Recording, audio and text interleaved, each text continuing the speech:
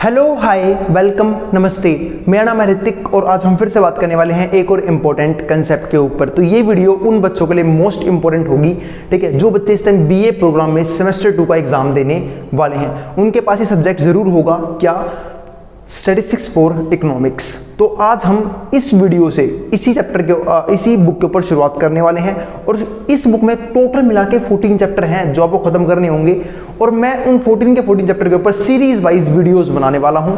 तो कोई भी वीडियो को मिस मत करना, ठीक है। अगर मिस करोगे तो कोई भी इंपॉर्टेंट कंसेप्ट मिस हो सकता है, तो ध्यान रखना इस बात का। तो हम इस वीडियो से शुरुआत करेंगे फर्स्ट चैप्टर की, ठीक है। और बुक का नाम क्या है, याद है ना? ठीक है, स्टैटिस्टिक्स फॉर इकोनॉमिक्स।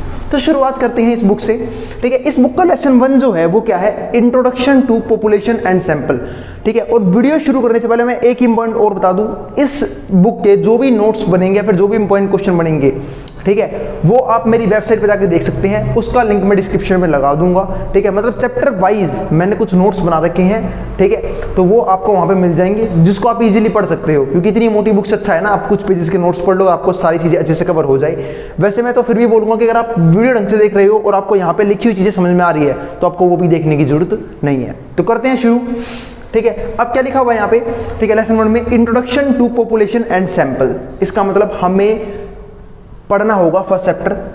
इस तो बुक का नाम तो आप सब लोगों ने पढ़ ही लिया, वो क्या है? Statistics for economics. तो चैप्टर 1 भी आपने देख ही लिया, ठीक है। लेकिन पहले मैं समझने की कोशिश ये करनी होगी कि भैया स्टैटिस्टिक्स होता क्या है, क्यों पढ़ते हैं हम स्टैटिस्टिक्स, क्या काम है स्टैटिस्टिक्स का, क्या जानते हैं आप? मैं समझाता हूं आपको। हम लोग ना आज से नहीं, पुराने जमाने से ही डाटा कलेक्ट करते आ रहे हैं, ठीक है। स्टैटिस्टिक्स का मतलब होता है कि डाटा को एक अच्छे वे में कलेक्ट करना, फिर उसे एक अच्छे वे में प्रेजेंट करना, ठीक है। अब बात है डाटा कलेक्ट ही क्यों करना है, इंपॉर्टेंस क्या है डाटा की? भाई डाटा की बहुत ज़्यादा इंपॉर्टेंस है। इंपॉर्टेंस ये भी है कि जब हम किसी चीज़ का डाटा कलेक्ट करते हैं ना, तो हम फ्यूचर को भी एंटिसिपेट करने की कोशिश करते हैं। जैसे मैं आपको एग्जांपल देता हूँ, ठीक है, कि भाई हम लोगों ने एक चीज़ देखी कि भाई इन्फ्लेशन एक रेगुलर वे से बढ़ रहा है, तो हमें प्रेडिक्ट कर पाएंगे कि अगले साल इन्फ्लेशन का रेट क्या होने वाला है इकोनॉमिक्स के अंदर, किसके जरिए? स्टैटिस्टिक्स के जरिए। मतलब हमने ये चेक करा कि भाई महंगाई जो है ना अब तक वो इस रेट से बढ़ रही है, तो हो सकता है कि अगले साल भी महंगाई इसी रेट से बढ़े। हाँ, थोड़ा बहुत कम या ज़्यादा हो सकता है, ठीक है, ये स्टैटिस्टिक्स का रूल है। आई बात समझ में? मतलब थोड़ा बहुत एरर परसेंटेज जरूर होती है, आई बात समझ में? हाँ, लेकिन डाटा कलेक्ट करके हम मैक्सिमम पता ये कर लगा लेते हैं कि अगले आने वाले मोमेंट में क्या होने वाला है। आई बात समझ में? किसी भी फील्ड में, चाहे वो इन्फ्लेशन को लेके हो, चाहे वो जीडीपी को लेके हो, ठीक है, और ही बहुत सारे तरह के डाटा कलेक्ट होते हैं। लेकिन स्टैटिस्टिक्स का सिंपल सा मतलब होता है कि डाटा को एक अच्छे तरीके से, ठीक है, प्रेजेंट करना, अच्छे तरीके से कलेक्ट करना। आई बात समझ में? कि सामने वाले को देख के भी क्या है, मजा आए। आई बात समझ में? ऐसे मान लो मैं आपको बोलूँ भाई आपको किसी भी चीज़ का डाटा कलेक्ट करना है, आपको एक जगह जाना है, ठीक है, वहाँ पे आपको हर एक फैमिली का सर्वे करना है।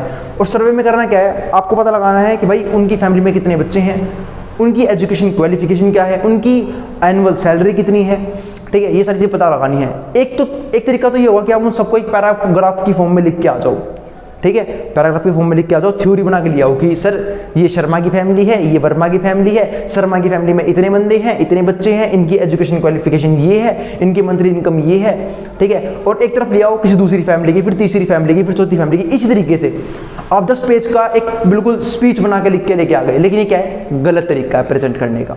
इससे अच्छा क्या होगा कि आप उस डाटा को टेबुलर फॉर्म में दिखा दो। टेबुलर फॉर्म में क्या? एक कॉलम में फैमिली का नाम, ठीक है, फिर फैमिली का एड्रेस, फैमिली की मंथली इनकम, फैमिली की एजुकेशन क्वालिफिकेशंस, ठीक है। और मैं सबको अच्छे से फिर क्या कर पाऊंगा, ठीक है, अगर मुझे कंपेयर करना मैं कंपेयर भी कर पाऊंगा, अच्छे से देख भी पाऊंगा, और पढ़ने में मुझे क्या आएगा? ईजी होगा, मेरे को मजा भी आएगा और मेरा टाइम वेस्ट भी नहीं होगा।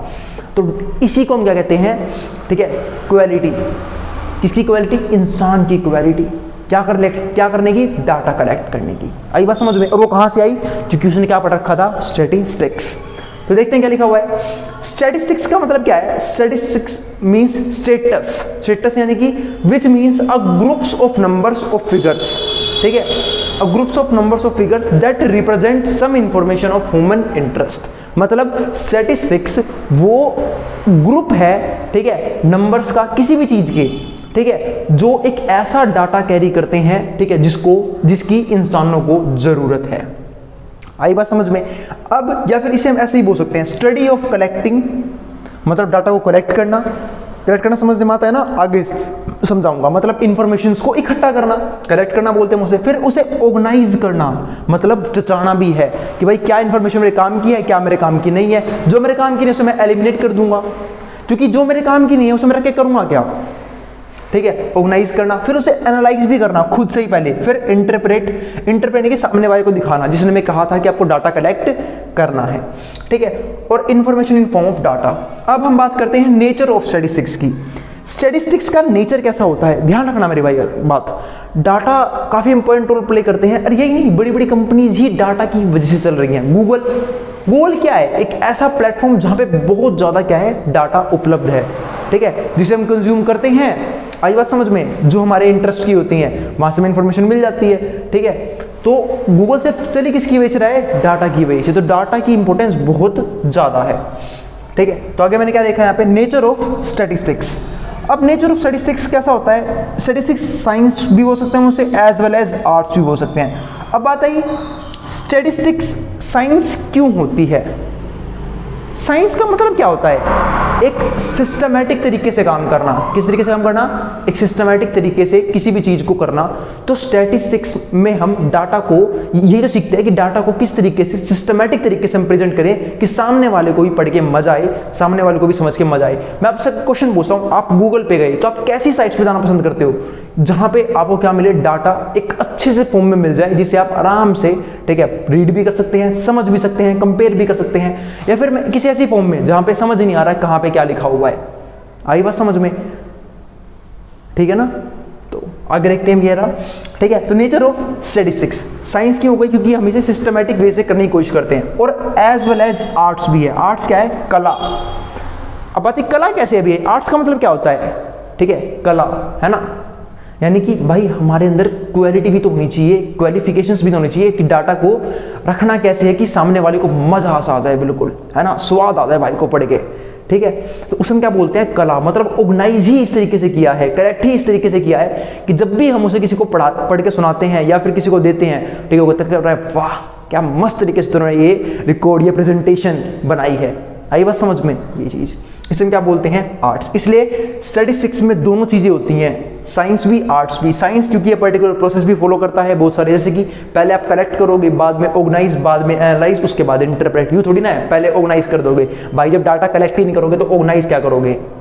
आई मेरी बात समझ में, ठीक है। और जब ऑर्गेनाइज ही नहीं करोगे तो एनालाइज किसको करोगे, ठीक है। और एनालाइज नहीं करोगे तो फिर इंटरप्रेट। अभी थोड़ा ना है कि आप डाटा कलेक्ट करोगे सीधा उसे इंटरप्रेट कर दोगे। आपने डाटा कलेक्ट कर लिया, ना उसे ऑर्गेनाइज किया ना उसे एनालाइज किया, यूं का यूं खिचड़ी बना रखी थी आपने, ठीक है, इन्फॉर्मेशंस की, उसे किसी को दे दिया, वो फाड़ के फेंक देगा, आपके मुंह पे मारेगा उसे। क्यों, क्योंकि उसे काम की नहीं है, आपने लिखा ही ऐसे है, आपने सिर्फ एक रो इन्फॉर्मेशंस कलेक्ट कर ली, उठा के उस बंदे को पकड़ा दी, ना आपने उसे क्या नाम है ऑर्गेनाइज किया, ना आपने उसे एनालाइज किया। आगे देखते हैं टाइप्स ऑफ डाटा।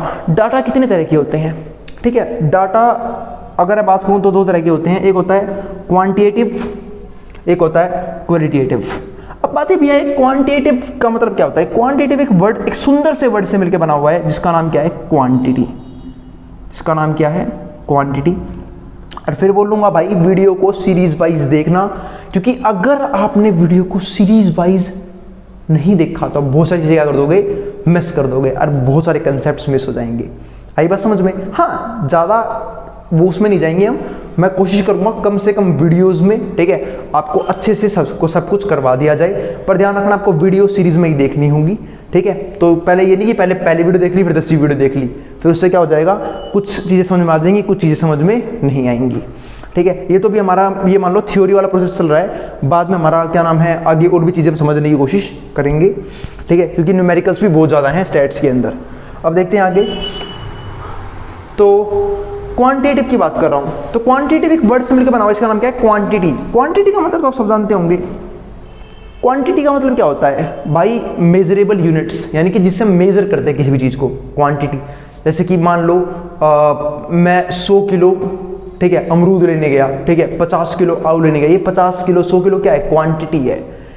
आई बात समझ में। किसी की इनकम 50 करोड़ है, क्या है, क्वांटिटी है, ठीक है। किसी की इनकम 10,000 रुपये, क्या है, क्वांटिटी है। आई बात समझ में। तो क्वांटिटी का मतलब क्या होता है, वो नंबर्स जिनसे मेजर करने की कोशिश करते हैं किसी भी चीज को, ठीक ठीक है, कुछ भी हो सकता है वो, ठीक है, उसे हम क्या बोलते हैं, क्वांटिटी। वैसे तो मैं बात करूं तो जो स्टैट होता है वो क्वांटिटी के ऊपर ही काम करता है, ठीक है। क्वालिटेटिव क्या होता है इसके ऊपर हम थोड़ी देर में बात करेंगे, ठीक है। तो क्वांटिटी आपको समझ में आ गया। क्वांटिटी मतलब क्या होता है, कोई भी जिससे हम किसी भी चीज को मेजर कर सके, किसी भी चीज की क्वांटिटी को मेजर कर सके, ठीक है, जिसके ऊपर मैंने अभी भी आपको एग्जांपल दिए भी थे। अब बात करते हैं हम क्वालिटी के ऊपर। ये जो क्वालिटेटिव वर्ड बना हुआ है वो बना हुआ है क्वालिटी से। क्वालिटी में क्या होता है, जो हम किस चीज को क्वालिटी को लेके बात करते हैं, जहां पे क्वांटिटी का कोई मतलब नहीं होता, मतलब किससे होता है, क्वालिटी से। जैसे कि यहाँ पे देखो लिखा भी हुआ है, any information which not directly measurable, जो डायरेक्टली मेजरेबल ना हो, मतलब जिसे हम मेजर ना कर पाए, ठीक है। जैसे क्या क्या हो सकता है, पॉलिटिकल आइडियोलॉजी। अब पॉलिटिकल आइडियोलॉजी का मतलब क्या है यहाँ पे, कि भाई जो भी हमारे नेता वगैरह हैं, ठीक है, लीडर्स हैं, ठीक है, वो एक कोई ना कोई आइडियोलॉजी फॉलो करते हैं, ठीक है, अलग अलग तरह की। भाई किसी को प्राइवेट सेक्टर पसंद है, किसी को गवर्नमेंट सेक्टर पसंद है, सब क्या है, आइडियोलॉजी। कि भाई हमारा समाज ऐसा होना चाहिए, ऐसा नहीं होना चाहिए, क्या है, आइडियोलॉजी, जिसे हम डायरेक्टली मेजरेबल नहीं कर सकते, और जिसके ऊपर कॉन्ट्रावर्सीज भी होती है। आपने न्यूज़ में देखा भी होगा, आम दिन, है ना, आए दिन कॉन्ट्रावर्सी होते थे कि भाई ये चीज़ ऐसी होनी चाहिए, ऐसी होनी चाहिए, ठीक है। हर एक गली में 4 जने मिलकर ग्रुप बना के बैठ जाएंगे, भाई मोदी जी को तो ऐसा काम करना चाहिए, मोदी जी को ऐसा काम करना चाहिए, है ना भाई, ठीक है। मतलब सीधा प्रधानमंत्री के ऊपर बताना शुरू कर देंगे, है ना भाई। ऐसे लोग जिनसे उनको अपना खुद का घर हैंडल नहीं हो रहा, लेकिन नहीं, उन्हें समाज हैंडल करना है ना भाई। आगे देखते हैं, ठीक है। तो पॉलिटिकल आइडियोलॉजी, या फिर मैं बात करता हूँ फिजिकल एट्रीब्यूट्स। फिजिकल एट्रीब्यूट्स का मतलब क्या है, ये अच्छा है, ये बुरा है, ठीक है, ये मोटा है, ये पतला है, ये लंबा है, ये टिंगड़ा है, ये सारे क्या है हमारे, ठीक है, फिजिकल एट्रीब्यूट्स, जहाँ पे भी मेजरमेंट की सीधा बात नहीं करते हैं, जो डायरेक्टली मेजरेबल नहीं होता है।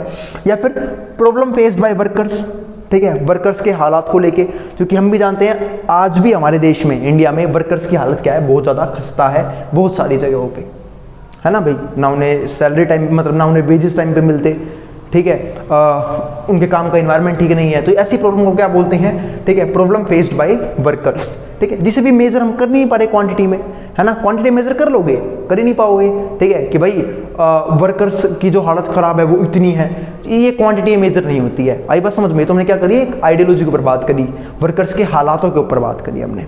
आई बात समझ में। ये सारी चीज़ें डायरेक्टली मेजरेबल नहीं होती, इसलिए किस में आता है हमारा, ये क्वालिटी में। आई बात समझ में, ठीक है। क्वालिटी में भी आ सकता है भाई, जैसे मान लो कि ये इंसान तो बहुत ईमानदार है, उसको नंबर दोगे, भाई ये तो 50 ईमानदार है, ये 500 ईमानदार है, मेजरेबल है ही नहीं भाई। आई बात समझ में, ठीक है। तो इसलिए किस में आता है, ये क्वालिटेटिव में। तो डाटा दो तरह का हो गया, क्वांटिटेटिव और क्वालिटेटिव। अब हम बढ़ते हैं आगे। क्वांटिटेटिव डाटा भी दो तरह के होते हैं। क्या होते हैं, क्वांटिटेटिव डाटा भी दो तरह के, एक होता है डिस्क्रीट। अब आते हैं डिस्क्रीट क्या होता है, एक होता है कंटिन्यूस। अरे कंटिन्यूस क्या होता है, डिस्क्रीट में आपको एग्जांपल देता हूं। मान लो आपकी क्लास में टोटल मिला के 40 बच्चे हैं, क्या है, 40 बच्चे हैं, और एक टेस्ट हुआ 40 नंबर का स्टैट्स का, और आधे ज़्यादा बच्चे फेल हो गए। किसी के 40 में से 15 नंबर आ रहे हैं, किसी के 20, किसी के 23, किसी के 25, ठीक है, किसी के 5, ठीक है, 6। वो शुक्र है नेगेटिव मार्किंग नहीं है, किसी के नेगेटिव में चले जाते, 10, 12, 30, एक आधे होशियार भी हैं, 35। तो 40 बच्चे हैं। अगर मैं इन 40 बच्चों के नंबर यहाँ पे लिख दूं तो क्या हो जाएगा, डिस्क्रीट। क्या बन जाएगा, डिस्क्रीट। अब एक होता है कंटिन्यूअस।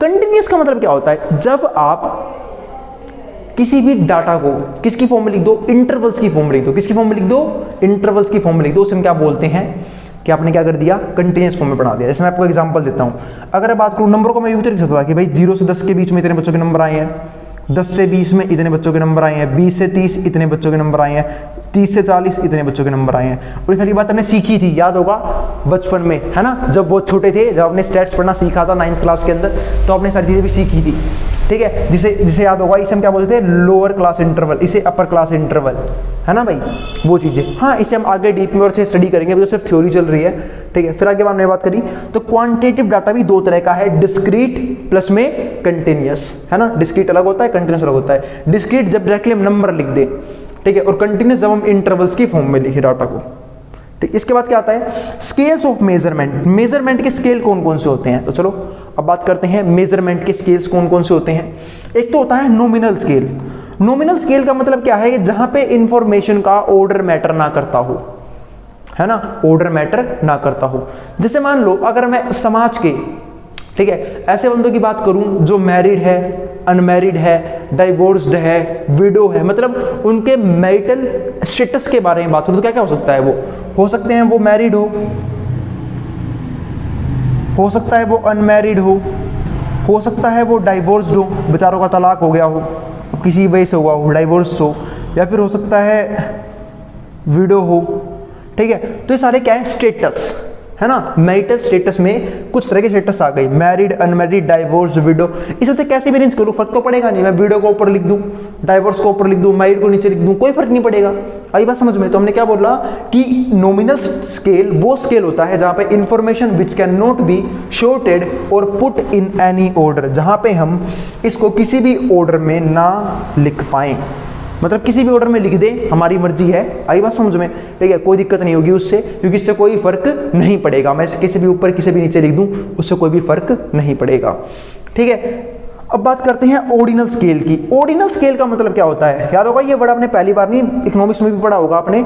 ठीक है, क्या नाम है, एक मार्शल का चैप्टर था कंज्यूमर इक्विलिब्रियम का, है ना, उसमें हमने बात करी थी इसकी। ठीक है, ऑर्डिनल स्केल की। हाँ, तो मैं उस टॉपिक में नहीं जानता था अभी फिलहाल। ऑर्डिनल का मतलब क्या होता है कि ऑर्डिनल का मतलब ऑर्डर में रखो। क्या रखो? ऑर्डर में रखो। ठीक है, अब बात भैया अभी तो आपने कहा इसको, ये तो था क्या नाम है हमारा नॉमिनल स्केल। अब ऑर्डिनल स्केल की बात हो रही है तो हम ऑर्डर में रखेंगे।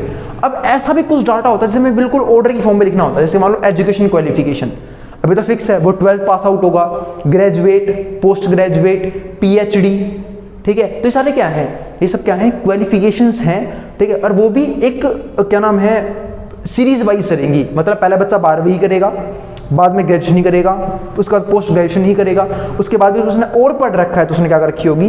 पीएचडी कर रखी होगी। अभी थोड़ी ना 12वीं का बच्चा सीधा पीएचडी कर लेगा, पॉसिबल ही नहीं है भाई। पहले तेरे पास ग्रेजुएशन की डिग्री होनी चाहिए, फिर तेरे पास पोस्ट ग्रेजुएशन की डिग्री होनी चाहिए, तेरे पास मास्टर्स की डिग्री होनी चाहिए, उसके बाद तेरे पास पीएचडी की डिग्री होनी चाहिए। तो ये क्या होता है? सीरीज वाइज, आप इसे आगे पीछे नहीं कर सकते। आई बात समझ में? ठीक है, तो इसमें क्या बोलते हैं? Ordinal scale. इसके बाद क्या आता है? Interval scale. इंटरवल स्केल आप सब जानते हो। इंटरवल स्केल का मतलब जैसे ये था ना, ये एक इंटरवल स्केल था, पर यहाँ पे एक बात का ध्यान रखना, इंटरवल स्केल में एक बात और होती है कि इनके बीच में जो इंटरवल है, गैप है, वो सेम होनी चाहिए। जैसे यहाँ पे देखो 10 का गैप है, 10 का गैप है, 10 का गैप है, 10 का गैप है ना। ठीक है, मतलब आप किसी भी चीज को इस डाटा के अंदर रखो पर उनके बीच गैप क्या होना चाहिए? वो सेम होना चाहिए। उसके बाद हम बात करते हैं लास्ट में रेशियो स्केल के ऊपर। रेशियो स्केल का मतलब होता है जहां पे 0 से लेके आप कितनी भी क्वांटिटी लिख सकते हो। जैसे किसी का वेट लिखना हो, किसी की हाइट लिखनी हो। अब बात है वेट 0 का मतलब जब उसका वेट बिल्कुल ना हो, है ना, वेटलेस कोई चीज हो। ठीक है, जहां पे 0 से लेके, तो रेशियो स्केल भी क्या जा रहा है? एक तरह का इंटरवल स्केल है, बस ये 0 से शुरू होके कहीं तक जाएगा।